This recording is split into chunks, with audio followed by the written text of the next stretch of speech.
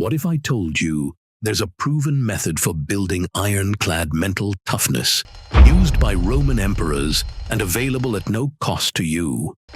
The answer is Stoicism, a 2,000-year-old system that teaches you methods you can use to become as strong as iron and as tough as steel. And in this video, we're going to break down exactly how you can use it to develop the kind of mental toughness that turns your life around and helps you become a winner.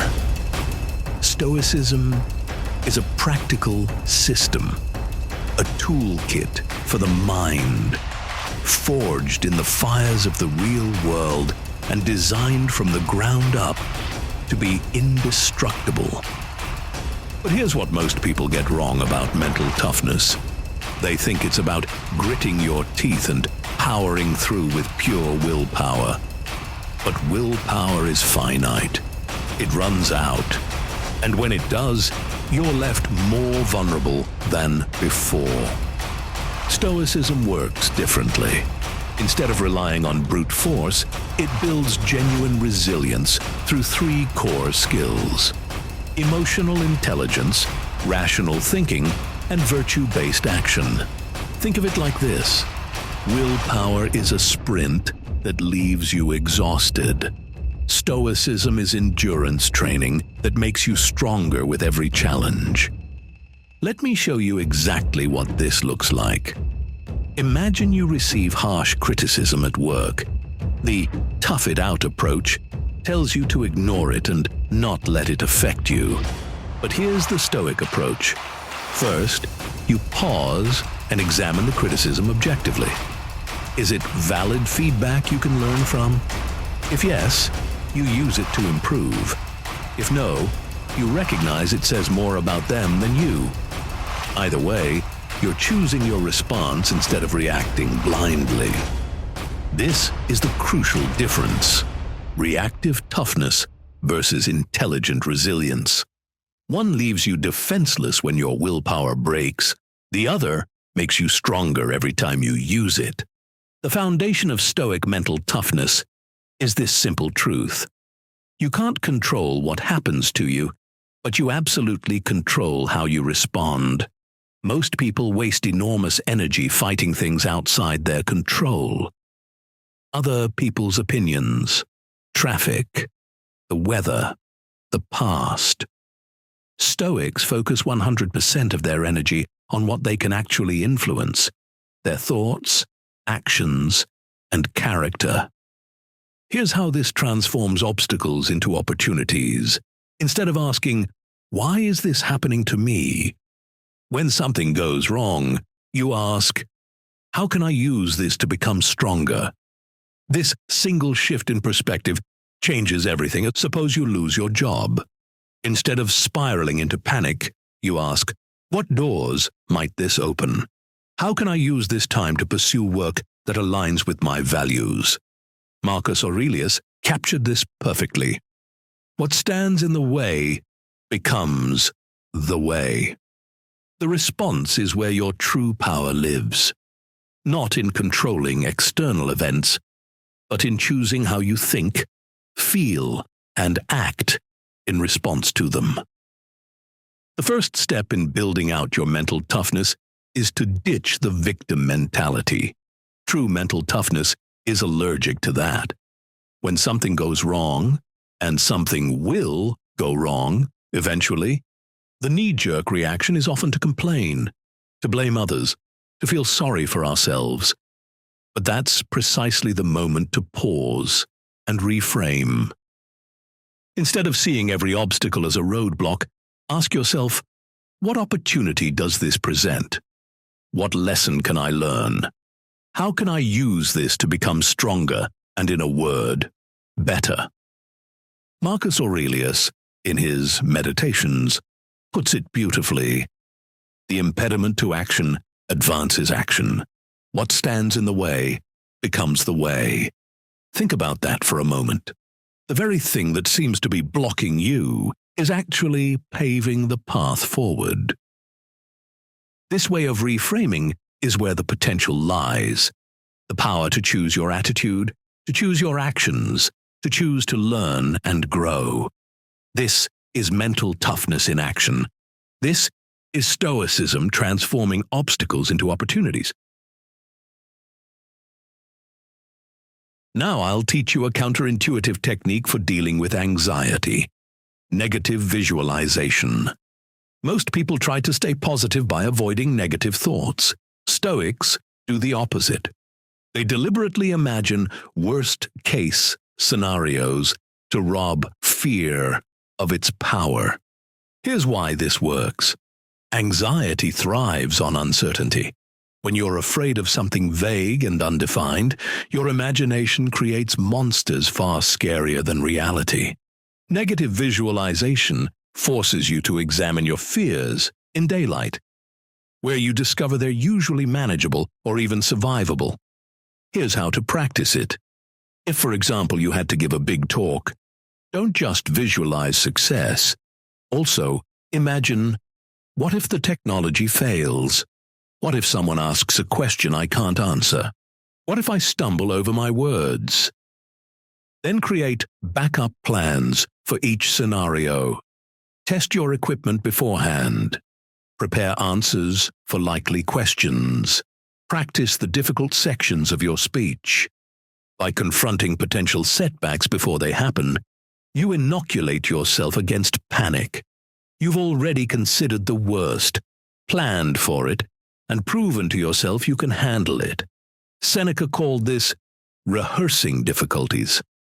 And it's one of the most powerful anxiety reduction tools ever developed.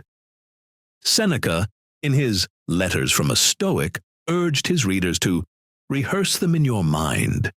Exile, torture, war, shipwreck, all the terms of our human lot should be before our eyes. He wasn't advocating for dwelling in misery. He was advocating for mental preparation, which builds toughness. And how can we become maximally tough?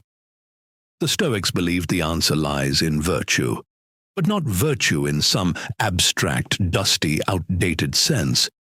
For Stoics, virtue is practical, it's actionable, and it's the very foundation of inner strength. Why does virtue matter? Because virtue, for a Stoic, isn't about being good, to please someone else or to follow arbitrary rules. It's about aligning your actions with what is inherently good and rational. It's about living in accordance with nature, as they would say. And when you do that, you create a sense of purpose, of meaning, that's unshakable. Think of it like this. If your actions are constantly driven by fear, by anger, by the pursuit of fleeting pleasures, you're always at the mercy of external circumstances. You're a ship tossed about by the waves. But if your actions are rooted in virtue, in wisdom, justice, and courage, for example, you become the anchor. You gain stability, regardless of what life throws your way. If you're wondering how we develop virtue, I can tell you how it starts. With conviction. You need to consciously decide what your core principles are. What kind of person do you want to be? What values do you want to embody? This isn't a passive process. It requires honest self-reflection. Think hard on this. Write down your answers. Make it concrete. But conviction is only the first step. The real work begins with enacting those convictions in your daily life. It's not enough to know what is right. You must do what is right consistently. This is where Stoic practice becomes invaluable. Every day presents opportunities to exercise virtue. A difficult conversation? That's an opportunity to practice courage and justice. A moment of frustration? An opportunity to practice emotional moderation. A chance to help someone in need is another opportunity to put justice into action. The key is to consciously choose the virtuous response, even when it's difficult. Start small. Choose one virtue to focus on each week. Consciously look for opportunities to practice it. Review your day at night. Where did you succeed? Where did you fall short? What can you do differently tomorrow? This consistent, intentional practice is what builds inner strength. It's what transforms you from someone who is reactive and vulnerable to someone who is proactive and resilient. The most powerful Stoic concept is amor fati, loving your fate. This doesn't mean being passive or accepting mistreatment. It means embracing everything life brings as raw material for growth and wisdom. Most people exhaust themselves fighting against reality, wishing things were different. Stoics align themselves with what actually happens and find ways to use it. As Epictetus taught, don't seek for things to happen as you wish, but wish for things to happen as they do, and you will have smooth flow in life. This is arguably the most radical concept in Stoicism. We spend so much time resisting, complaining, wishing things were different.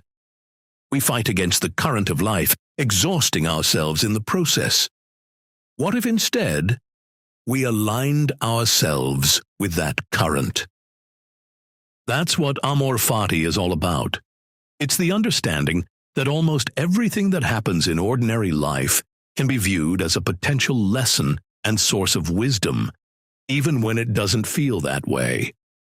This is something the Stoics really did, and if they found value in it, you can too. Think about a time you faced a major setback, like the end of a meaningful relationship. Your initial reaction was likely disappointment, anger, maybe even despair. But what if, instead of dwelling on those negative emotions, you asked yourself, what can I learn from this? How can I grow from this? The point here is to reframe your perspective. You have a great human mind, so use it. This moment is about using your mind to recognize every challenge as an opportunity for growth, for resilience, for wisdom. Every obstacle is a chance to become stronger, more adaptable, more aligned with our values. Epictetus put it well when he said, "Do not seek for things to happen as you wish, but wish for things to happen as they do, and you will have a smooth flow in life." Success in this life is about aligning your desires with the reality of the world. When you practice amor fati, you stop wasting energy on things you can't control. You free yourself from the prison of resentment and regret. You become more adaptable, more resilient, more mentally tough. You learn to see the good in every situation, even when it's hidden beneath layers of difficulty. You better prepare yourself for living in the moment. As Stoics, living in the present is something we try to do. The core principle here is simple. Focus on the present to eliminate anxiety about the future and regret about the past. It will make you stronger, and being stronger is what we set out here to do.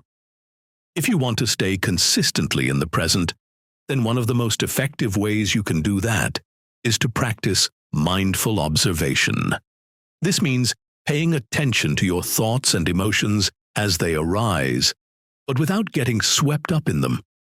Imagine you're watching a river flow. The thoughts and emotions are like leaves floating on the surface.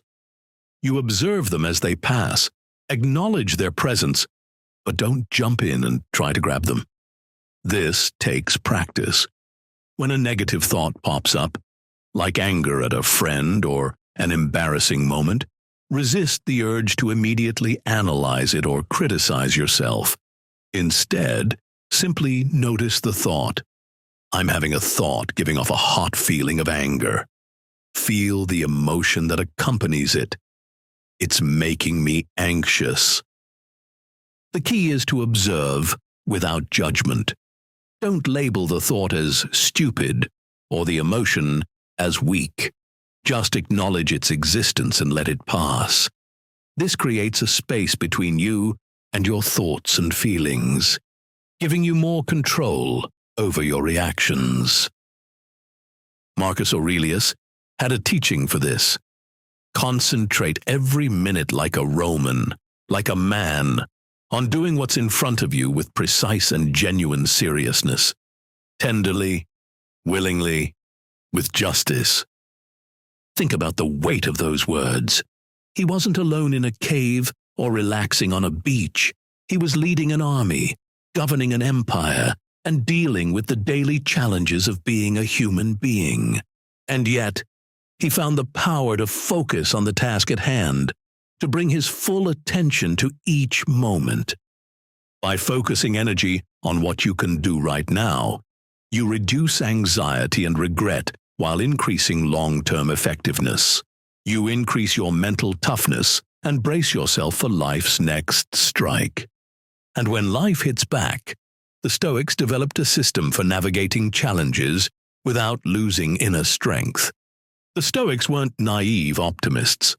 They understood the world can be a chaotic and frustrating place, but they developed a combat system, if you will, for navigating those challenges without losing your inner strength. Let's take one example. Mental paralysis. It's that feeling of being stuck, overwhelmed by a problem so big you can't even bring yourself to address it. Stoicism offers a simple yet powerful antidote. Action. Any action. Even a tiny step. Why? Because action creates momentum. It shifts you from being a passive victim to an active participant. Another example, insults. Someone says something rude, unfair, or downright mean. How do you react? Most often, insults sting because we give them power. We allow someone else's opinion to dictate our self-worth. The Stoics teach us to evaluate insults rationally. Is there any truth to what's being said? If so, can I learn from it? If not, then it's simply noise. Marcus Aurelius wrote, "Begin each day by telling yourself, 'Today, I shall be meeting with interference, ingratitude, insolence, disloyalty, ill will, and selfishness, all of them due to other people's ignorance of what is good or evil.' It's not easy, but you can prepare yourself with the right frame of mind. Ultimately, external criticism doesn't define you. Your worth isn't determined by the opinions of others. It's determined by your own virtue, by your commitment to living a life of integrity, wisdom, and justice. Focus on what you can control. Your actions, your thoughts, your character, and let the rest go."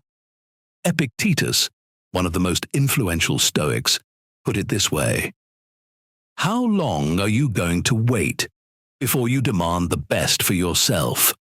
That's the core of the Stoic combat system, demanding the best for yourself, not by seeking external validation, but by cultivating inner strength and living in accordance with your values. You will face insults, opposition, and loss in this lifetime. It's unavoidable. But with the right mindset, you can triumph, you can overcome, and you can win. Yet if there is victory, there must also be loss. That part is often devastating. Luckily, Stoicism offers us a powerful framework for surviving loss and even using it as fuel for growth. The key is understanding what's truly within your control. Say, you've lost a dear possession, like your car. The Stoic doesn't deny that pain. Yet even without it, you still possess your skills, your experience, and your network, all assets that no one can take away from you. It may cost money, but you can work to earn it, and eventually you can replace it. Remember, as Seneca so wisely pointed out, you act like mortals in all that you fear, and like immortals in all that you desire. We fear loss as if it's permanent, forgetting that everything, even our suffering, is temporary. Reflect that today's bad feeling and today's pain won't last forever. Every action you take moves you to a better future, and in the process, your mental muscles grow stronger. Your ability to deal with adversity becomes super-powered. Do what you can to become mentally tougher, day by day, every day. You can start with a morning reflection. This is about setting clear intentions rooted in virtue. What kind of person do you want to be today? Set a goal and aim for it. At the same time, mentally steel yourself for the punches life throws. Then, during the day, practice mindful action throughout the day. This is where the Stoic rubber meets the road. It's about consciously applying Stoic principles in real time. Ask yourself at all times, is this action aligned with virtue? Don't underestimate the power of your evening review. Before you drift off to sleep, take a few minutes to reflect on your day. What went well? Where did you stumble? Don't beat yourself up over mistakes, but instead, view them as learning opportunities. And also, celebrate your progress, no matter how small. Let's take a final, real-life example. Imagine you're driving and someone cuts you off. Anger might flare up. That's a natural human reaction. The Stoic isn't going to pretend they aren't angry. They acknowledge the feeling, but then they ask themselves, is this anger serving me? Is it helping me navigate this situation? Usually the answer is no. So they choose to respond with reason and composure, preventing the anger from becoming worse. So now you have a recipe, a basic plan. You see what toughness is, how you can build it, and what steps you can take to support it. Now let's distill everything we've covered into a few key principles we can use to fortify your mind in day-to-day life. Think of these as the pillars supporting the temple of your inner strength. Accept what you cannot control. Train yourself to recognize the difference between your sphere of influence and everything else. Focus 100% of your energy on what you can actually change. Live by virtue. Let wisdom, justice, courage, and moderation guide your decisions. When you act according to your deepest values, external circumstances lose their power to destabilize you. Prepare for adversity. Use negative visualization to mentally rehearse challenges. This builds resilience and eliminates the shock factor when difficulties arise. Embrace your fate. See every experience, good and bad, as raw material for growth. Stop fighting reality and start using it to become stronger. The key is consistency, not perfection. Start with one practice, build the habit, then add another. This isn't just about reading philosophy, it's about transforming how you navigate life's challenges. You can do it. Just try. Become mentally tougher every day, and then enjoy the life you've built.